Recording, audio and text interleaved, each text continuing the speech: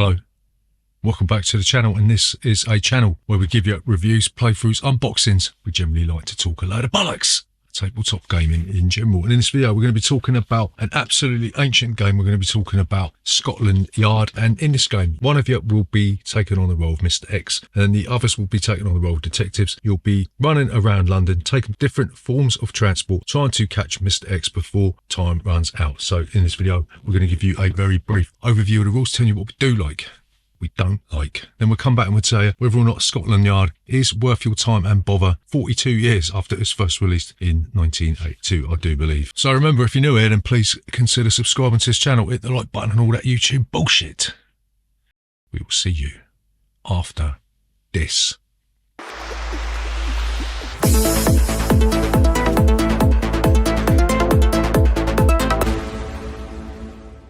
So, Scotland Yard, how'd you play this game? So Scotland Yard is a hidden movement game. One of you is going to take the role of Mr. X and the others are going to be detectives, right? Mr. X will be wearing a lovely looking visor. I usually wear this when I go out nightclubbing because it makes me look like the fucking Don. You're going to get one transparent playing piece, a travel log, 5 black tickets and 2 double move tickets. Yeah, it's like having a wrap of fucking speed in your pocket. Each detective will then get 1 coloured playing piece of their choice, 4 underground tickets, 8 bus tickets and 11 taxi tickets, right? So you're going to shuffle the start cards and then each player will get one, and this will tell you your starting position on the map. You'll see the map of London is made up of different locations with a number, and they're all joined by different forms of transport indicated by different colours. So there's going to be 22 rounds maximum in this game. Mr. X will move first and then each detective will move after him. When you move Mr. X, you will write down the number of the location on your pad, yeah? And then you'll cover the location so the detectives can't see it. The detectives will then be able to see which transport system Mr. X used, but they won't be able to tell where he moved to. So when a detective wants to move, they will spend a ticket and then move along that line on the map, right? Remember, if you are a detective, you've got a finite number of tickets, yes? You don't want to be gobbling up all the tickets and leaving one of your compadres with their pants down. Yeah, I know it sounds alluring, but you probably don't want to do it while playing this game. Leave it till afterwards. So on the 3rd, 8th, 13th, and if you get to move 24, Mr. X will reveal himself, yeah? He'll get his cock out. Actually won't. He'll just show where he is on the board. But you've got to be quick because on his next turn, Mr. X will disappear yet again. Fucking invisible man mush. So Mr. X also gets some double move tiles, and yes, you guessed it, this allows him to move twice. And he's also got some black tickets, which lets him use any type of transport he wants, but the detectives won't know about it, right? So the detectives will win the game if a detective lands on the same space as Mr. X, in which case Mr. X will have to tell the detectives where he is. There's no point in lying about this because that makes you a complete and utter c***. And Mr. X wins if he manages to travel around London for 22 rounds without getting caught, or none of the detectives can move their playing piece, in which case Mr. X will win the game of Scotland Yard. So what do we like about Scotland Yard? So the first thing that we really like about this game is that it is perfect as an introduction to more complicated hidden role games. I mean, if you've never played a hidden role game in your life, then I would suggest starting with Hide the Sausage and then maybe moving on to Scotland Yard, and then you'll be ready for more complicated games like Fury of Dracula or maybe Spectre Ops, which truth be told isn't really that complicated. This is unfairly labelled a kids game, yeah, because I still enjoy playing this. If I can't be asked with all the complexity of Fury of Dracula, then I will just pick this up. There's no bullshit involved. You're just going to be choosing a ticket, moving, and it's quite fun to curse your luck when you find out that Mr. X is in Battersea when you've been fucking around in Richmond, right? So the second thing that we like about Scotland Yard is that it comes with its own fashion accessory, and I have managed to pull loads of birds wearing this visor. It seems to transform me into some sort of fucking sex magnet, yeah? It's like stepping into an episode of Mr. Ben. As if by magic, the shopkeeper appeared.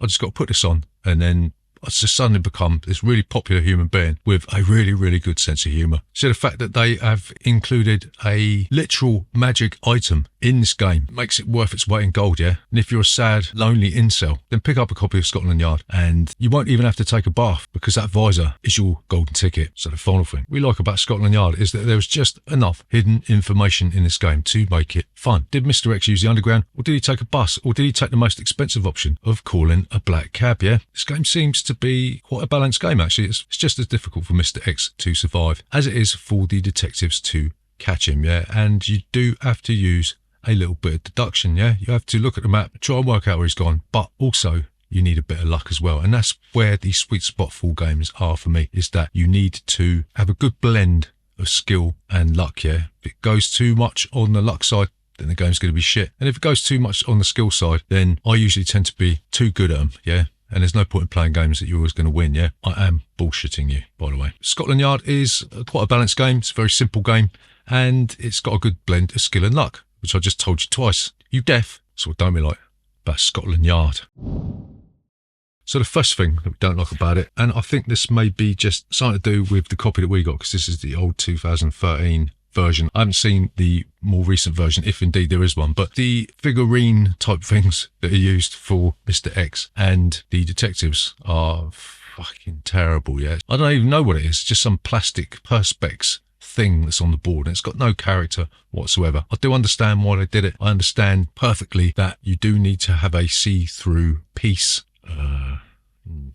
because you're going to have to see the location numbers underneath, right? But they could have come up with something a bit better. They could have actually had some sort of detective looking type thing, even though I don't even really know what a detective looks like. Or just that geezer on the box. They could have had a little figure of Mr. X rather than some sort of shot glass turned upside down, yeah? So yeah, the components in this game are very, very basic, but then it's a very, very basic game, innit? So the second thing that we don't like about Scotland Yard is that if somebody makes a mistake, then the whole game falls apart. For instance, if somebody's playing Mr. X and they write down the wrong number, then it's impossible to unpick the trail that Mr. X has left behind, right? Because it's going to be all fucked up, yeah? And I don't suppose this is explicit to Scotland Yard. This is something that has played all sorts of hidden movement games, or any game with hidden information. If somebody makes a mistake and it's hidden information, then the game just collapses in on itself, like Gilbert Grape's mum.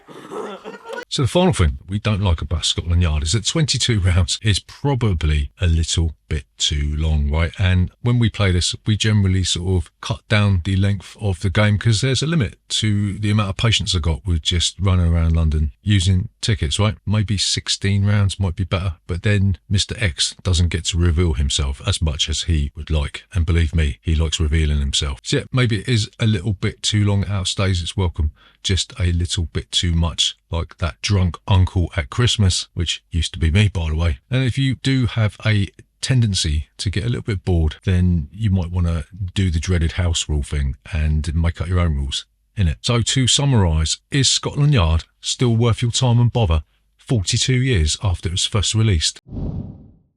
So we are going to say yes, I actually do enjoy Scotland Yard quite a bit. Sometimes I just want to avoid the headache of cracking open a really complex game where I have to read the rules. And I didn't even have to read the rules to remember how to play Scotland Yard. It's that simple. You're just going to be spending tickets, moving, and then Mr. X is going to announce where he is at some point during the game. My kids really enjoy this game, and if my kids enjoy a game, then I enjoy the game as well, because believe it or not, I enjoy seeing my children happy, and Scotland Yard does that quite a bit. It can be a little bit too long in certain circumstances if you're chasing after Mr. X too long and it gets to the round 22, my brain does start to evaporate into the ether. But you've always got the option of throwing this out the window, and if you live on the top floor of a 32-story tower block, then you can have a little bit of fun with that as well. So it's a double bonus. So there you go.